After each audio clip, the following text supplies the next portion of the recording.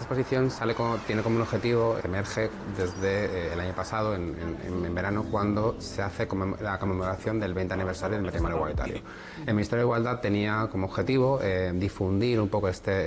efeméride e intentar reconstruir, relatar una historia de 50 años del movimiento LGTB, qué tipo de conquistas se había conseguido y qué faltaba, cuáles son los retos de futuro que tenían que realizar. En general pensamos que todo empieza en el año 2005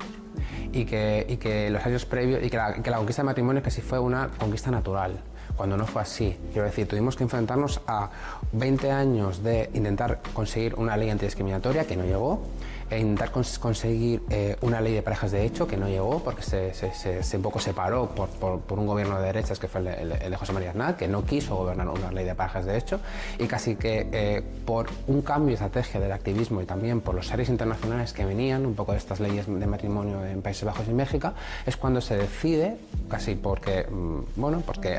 había un gobierno que estaba casi entrando, que era el gobierno socialista, que decide que esta ley es importante porque construía ciudadanía. En el fondo es un cambio de discurso, de un cambio, si quieres, de esos frentes de liberación sexual de corte más radical, que querían casi destruir el sistema, a unas organizaciones que surgen en los 90 que deciden que para igualar, que para construir la igualdad plena de derechos con las personas LGTBI había que hacer un discurso de igualdad de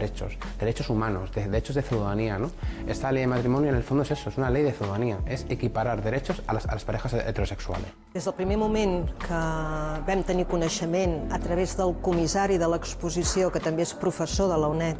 de l'existència d'aquesta exposició itinerant, vam tenir molt clar que la volíem acollir a la seu de la UNED a Barcelona, perquè ens va semblar que és molt important recuperar aquests espais de memòria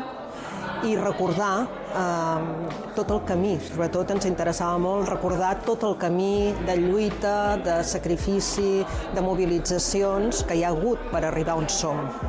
I al mateix temps ens sembla que és un moment en el que cal recordar també la fragilitat de tot allò que s'ha aconseguit. És una exposició que està oberta al públic en general, com moltes de les activitats que fa la UNED a Barcelona, i esperem que tingui una bona acollida. Però després és veritat que li donarem continuïtat a través de les nostres seus. Nosaltres som un centre de la UNED multiseu, com ens agrada recordar, que tenim seus a Santa Coloma de Gramenet, Sant Boi de Llobregat, a Cornellà, a Canet i a Cabrils, i probablement quasi totes les nostres seus acabin acollint en algun moment o altre aquesta exposició. Quan la UNED ens va demanar si podíem ajudar-los a la traducció i a la importació d'aquesta exposició per poder-la fer itinerant per Catalunya, ens va semblar una molt bona idea, perquè està totalment alineada amb la nostra idea de reforçar la memòria històrica. En un moment en què s'està empoderant tantíssim la gent que odia, amb l'extrema dreta, amb els seus discursos d'odi, per nosaltres és importantíssim empoderar els que estimem. I jo crec que aquesta exposició és un reflexe de la lluita de tota aquesta gent que ha lluitat per estimar i per ser en llibertat en aquest país.